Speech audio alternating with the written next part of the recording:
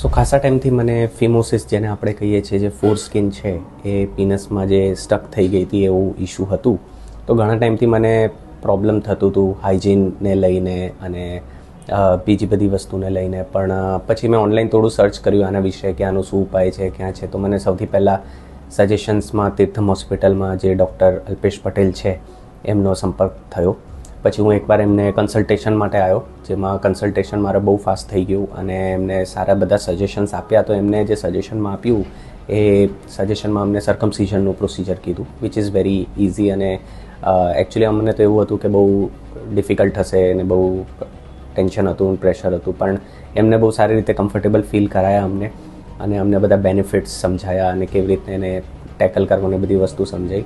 પછી અમે અત્યારે સર્કમસિઝન કરાવી દીધું છે. તો અત્યારે તો સારું લાગે છે ઘણું.